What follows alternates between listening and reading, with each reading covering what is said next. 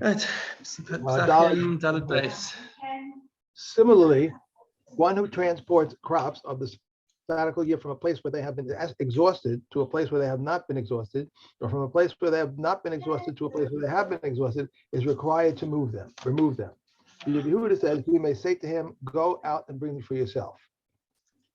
Where is it customary to sell small livestock to Gentiles? We may sell where it is customary not to sell. We may not sell, but in all places. You're putting the commas all in the wrong places. I'd like to do that. Where is it customary to sell small livestock to Gentiles? We may sell. Where it is customary not to sell, we may not sell. But in all places, we may not sell them large livestock, calves or foals, healthy or maimed. And Rabbi Yehuda permits selling in the case of a maimed one. Ben Masera permits selling in the case of a horse. When it is customary to eat roast meat on the nights of Pesach, we may eat it. Where it is customary not to eat roast meat, we may not eat it. Where it is customary to light lamps on the nights of Yom Kippur, we may light them. Where it is customary not to light them, we may not light them. But in all places, we light lamps in the synagogues, houses of study, dark alleys, and for the sick. Okay. Just on that point, I was remembering that, there's a famous saying that, proper punctuation saves lives. Like, for example, the difference between let's eat, grandma, or let's eat grandma. Right. I like the second one. Okay. Was that the big bad wolf, or was that the? Sorry. Was that the big bad wolf who said that? No. Okay, Mishna. Hey, Makam shenagu lasos melacha b'tisha b'av. So once we're dealing with minhagim, there's also different minhagim about whether or not to allow doing melacha on Tisha B'av. So where they do permit it, we allow it. Makam shenagu shelo lasos melacha ein osin. B'chol makom talmidei Torah, talmidei chachamim b'teilim. But in all places, talmidei chachamim don't have to do regular melacha on Tisha B'av, because so they shouldn't take their minds off the avelis. Others explain the reason because Talmidei Chachamim are they're much more sensitive and will feel the lack of the Beis HaMikdash from other people, so therefore they're more exempt from Malacha than other people. Rabban Shimon ben Gamliel Omer Le'olam Yaseh Adam Atzmo Talmid Chacham. He says people should even in a place where people do permit doing Malacha. And I think we're not talking about malacha as in malacha of Shabbos. It's like going to work. Mm-hmm. It's like just going to doing your regular work. So as a person should always, even in a place where that is the minhag to permit it, it's ra'oi that a person should make himself like a Talmid Chacham, and it's not considered yuhara, is an arrogance. Say, oh, look who thinks he's a Talmid Chacham now. He says it's the right thing to do to act like a Talmid Chacham and not go to work. The Chachamim omrim bihuda hayu osin melacha ba'arvei Pesachim ad chatzos. So returning to our subject of Pesach, in the land of Yehuda, they would do their work on Erev Pesach until midday. Galil lo hayu osin kol ikar, and but in the Galil, then the whole day of the 14th they would not do work.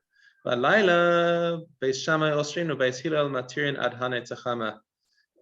at night time, this is a machlokes Beis Hillel Beis Shammai, where Beis Shammai was more machmir, and they wouldn't even do work the night before, where Beis Hillel permitted work until dawn, even in the Galil. Okay. Rabbi Meir Omer kol melacha shehischil ba kodim la'arba-asar gomra ba'arba-asar.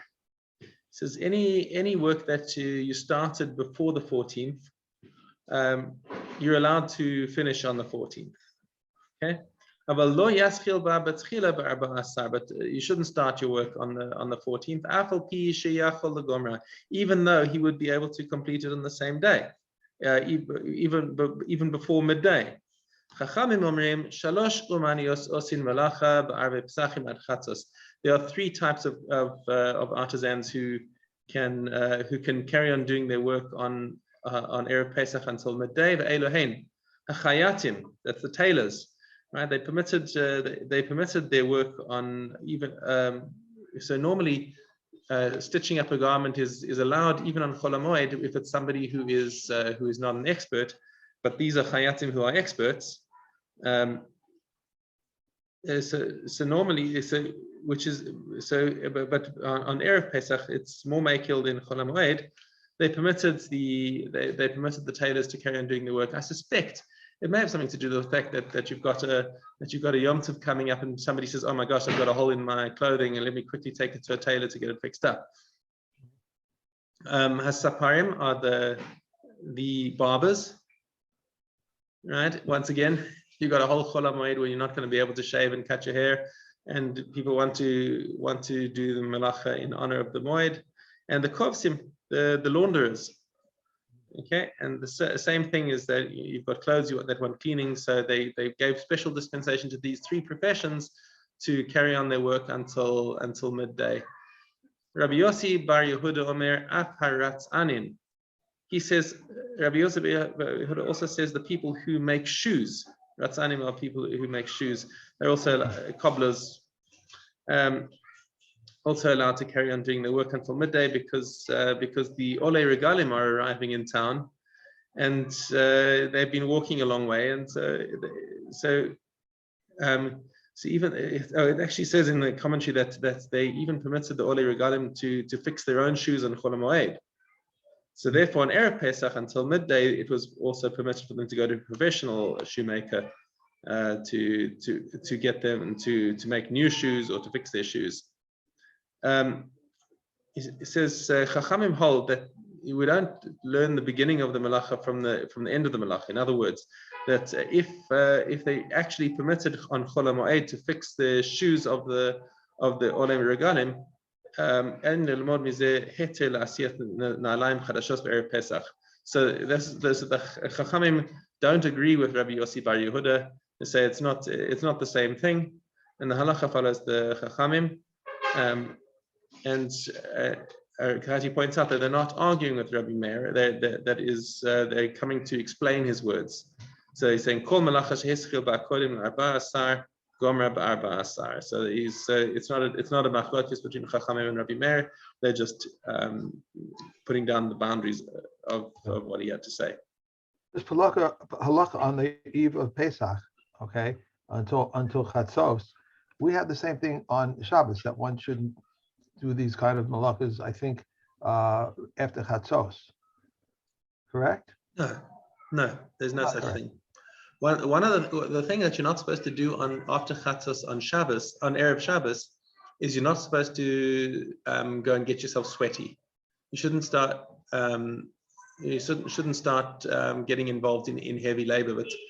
But if you're doing stuff that can be completed before Shabbos, it's not. I mean, even if you're going to stop before Shabbos and carry on after Shabbos, it's okay as long as you're not like getting yourself sweaty and dirty, and now you're going to have to go and take another shower or whatever. I thought it was like washing clothes.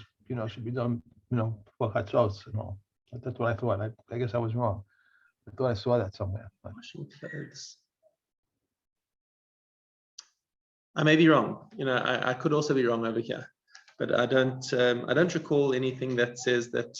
I do recall something where Rab Haber said that, and there is definitely some sort of halacha that you shouldn't be getting involved in malacha on after Chatzos and Erev Shabbos. But I think Rab Haber explained that as like getting into heavy labor. I was telling you, someone came in from the rain. They got caught in the rain, and Chatzos comes and want to hang it up outside. They shouldn't hang it up because it has something to do with Marasayan. Okay, so that's because that's the Marasayan, because it might look like you've been doing your laundry on Shabbos. Right. So if this person dried it and it didn't dry by the time Shabbos started, and they had to hang it up, like 15 minutes before Shabbos, so that's what it's going to look like. I guess maybe I don't know. Maybe that's what it's supposed to be. Okay. Moshivin shovachin letarnagolim be'arba asar. So you can, which means that you can put eggs underneath the chickens in order to warm them to hatch the chicks. Okay, because they can.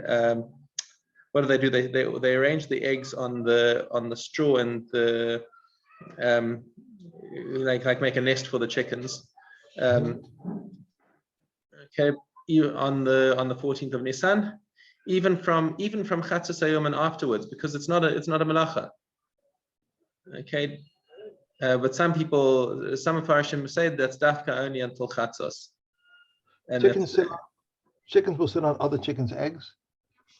They're not particular to their own egg. As far as I'm aware, yeah.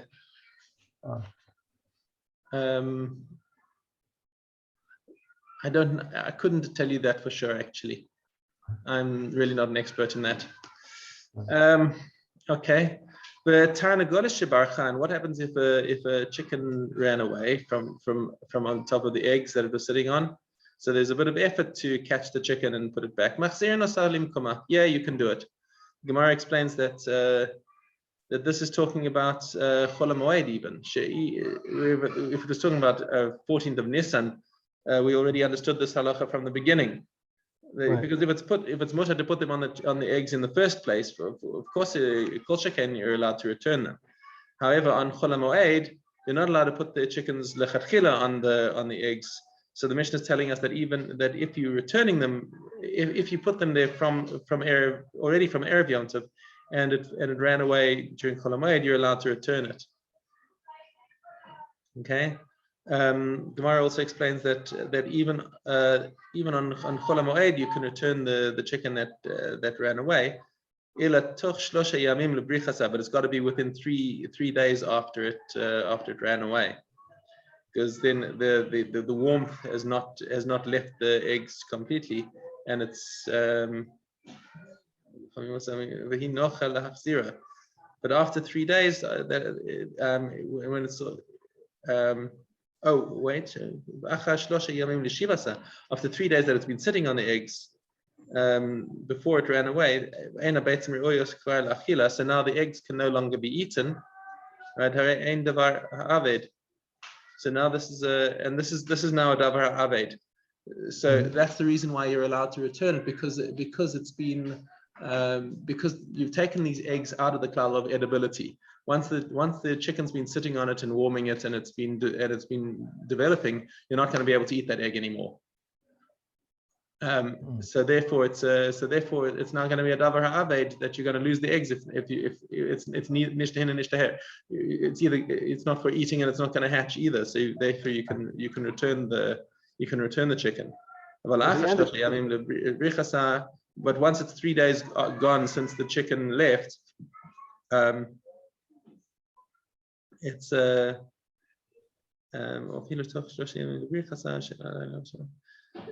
still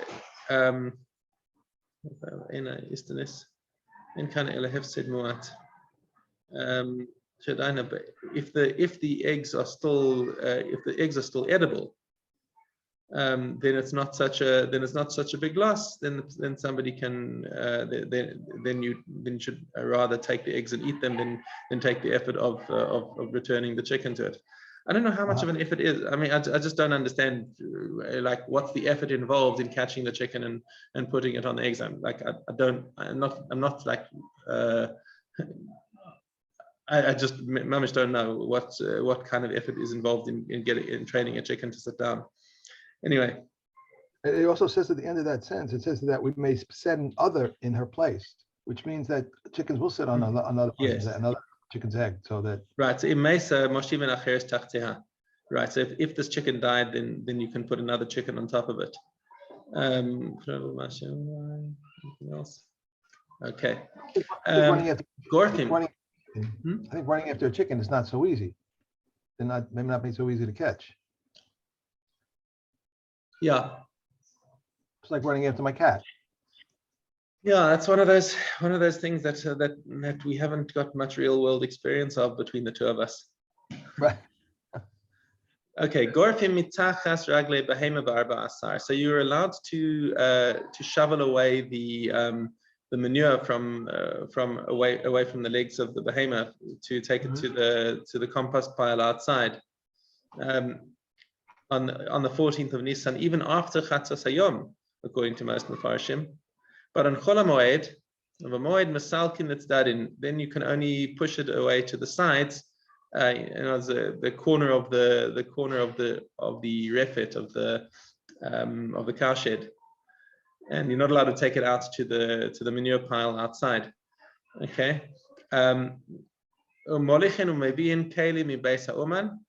You're allowed to take kalim to the artisan and take them away and take them back from him in order to have them fixed, because it's mutar to right. Right. So definitely, if you're allowed to take kalim to him, you can certainly take home kalim that he's already fixed. The whole day of the 14th of Nisan, even though you don't even need them on the Chag. Okay, but on Chol HaMoed, you can't do this. You can't take things to the Uman, even for the Torah HaMoed, because either way, if you're taking it to him because because you need it for the Moed, well, he's an Uman. It's a problem. You can't do a Maaseh Uman during Chol HaMoed. So you can't give it to him for Chol HaMoed. And you say, no, I just want to leave it with you so you can fix it for after Chol HaMoed. So, well, why are you bringing it to me now? You're preparing on the Moed for after the Moed. So not. So either way, you can't take him the kalim on Chol HaMoed. But on the 14th, you're allowed to do it. Even if you say, I just want to leave this with you now for after. You don't have to fix it now. Just give it to me after Chol HaMoed, and we're good. Okay. Right. Solid. The Meir says we may eat chametz the entire 5th hour and we must burn it at the onset of the 6th hour. But Rabbi Yehuda says we may eat chametz on the entire 4th hour, but we may suspend it the entire 5th hour and we must burn it at the onset of the 6th hour. Rabbi Yehuda also said 2 loaves of a Thanksgiving offering, which had become unfit, were placed on the roof of the portico. As long as they lay there, all the people would eat chametz. When one was removed, they were suspended. They would neither eat nor burn the chametz. When both were removed, all the people would begin to burn their chametz. Rabbi Gamil says non-consecrated chametz may be eaten the entire 4th hour. Truma, which is chametz, may be eaten the entire 5th hour, and we must burn all chametz at the onset of the 6th hour. Now, am I correct? Chametz was never allowed in the base of Mikdash. Am I correct? No, it was sure. That's exactly the thing. A chalos of Torah. The chalos Toda, that's why they chose exactly that, because the chalos Toda were actually, some of them were chametz. Right. Something about the chametz in the base of Mikdash. All right. It was rare, but there were two notable cases where you have chametz. One being from the Korban Toda, and one for the Shtei Alechim on Shavuos. Right. Okay. Wrong again. Okay. Vav. Reb Chanina, administrator of the Kohanim, says, in all the days of the Kohanim, never did they refrain from burning sacrificial meat that they had contaminated by a secondary tumor together with the sacrificial meat that they had contaminated by a primary tumor, although by doing so, they added contamination to its contamination. Rabbi Akiva added, saying, in all the days of the Kohanim, never did they refrain from lighting oil that had become unfit through contact with a tov yom in the lamp that had been contaminated by a corpse, although by doing so they added contamination to its contamination. Ervin Aleph Yud.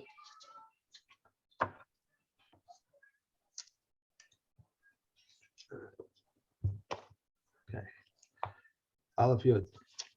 They surround the camp with pickets, provided that the space between one picket and the other is not 3 fists. They spoke of a caravan. These are the words of Rabbi Yehuda, but the Chachamim say they spoke of a caravan only because it is common. Any partition not consisting of a warp and a weft is not considered a partition. These are the words of Rabbi Yossi ben Yehuda, but the Chachamim say either of the two. 4 obligations were waived in the camp. They may bring wood from anywhere. They are exempt from washing hands, from demai, and from making an erev. They may erect slats around wells, 4 double posts, which seem like 8. These are the words of Rabbi Yehuda. Rabbi says 8, which seem like 12, 4 double posts and 4 single ones. Their height is 10 tefachim, their width is 6, and their thickness any size whatsoever. And between them is the equivalent of 2 teams of 3 oxen, which each, these are the words of Rabbi Meir. Rabbi Yehuda says 4, tied but not loose. One enters and one exits. It is permitted to place the slats close to the well, provided that the cow has its head and most of its body within while drinking. It is permitted to place the slats at any distance, provided one increases the slats.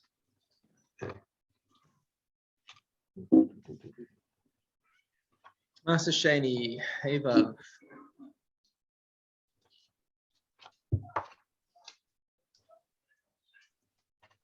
On the eve of the first festival day of Pesach, and the fourth and the seventh, the beer was performed. How was the beer performed?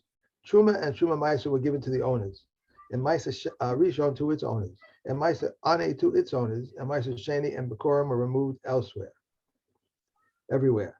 Reb Shimon says Bekurim are given to the priest just as Truma. Cooked food, Beit Shammai says it must be removed. Beit Hillel says it is regarded as removed.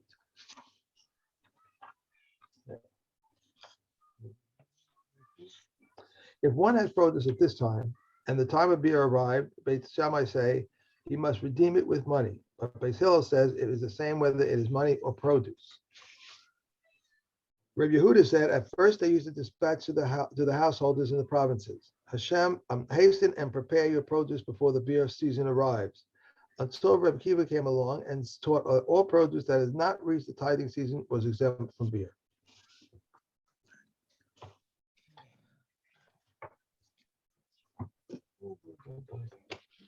Nida Test Dalad. If three women were sleeping in one bed and blood was found beneath one of them, they are all tameh. If one of the women examined herself and found herself to be tameh, she is tameh and the other to a tahor, and they may attribute the stain to one another. But if they were unfit to menstruate, they would treat them as though they were all fit to menstruate. If three women were sleeping in one bed and blood was found beneath the middle one, all of them are tameh. If blood was found beneath the inner one, the two inner ones are tameh and the outer one is tahor. If blood was found beneath the outer one, the two outer ones are tameh and the inner one is tahor. Rabbi Yehuda says, when is this ruling valid? When they ascended by the foot of the bed. But if the three of them ascended by going over the outer one, all of them are tameh. If one of the women examined herself and found herself to be tahor, she is tahor and the other two are tameh. If two of them examined themselves and found themselves to be tahor, they are tahor and the third is tameh. If all three examined themselves and found themselves to be tahor, all of them are tameh.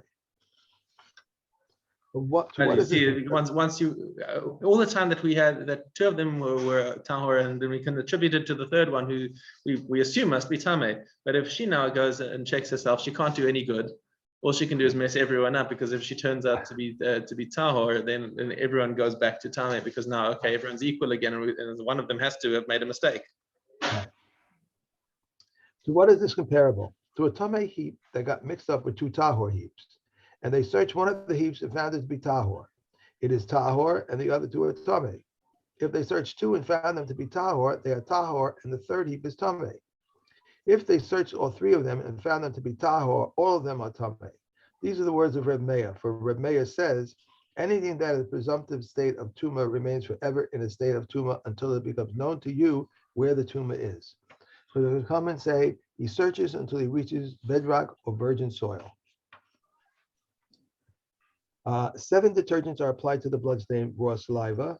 Bloodstain, raw saliva, split beam water, urine, nessa, boris, and communia and aslag. 1, immerse the garment and prepare taharos upon it. If you apply the 7 detergents to the stain and did not come out, it is dye. Taharos are tahor, and he need not immerse the garment. If the stain came out as dimmed, it is a blood stain. The taharos are tameh, and it is necessary to immerse the garment.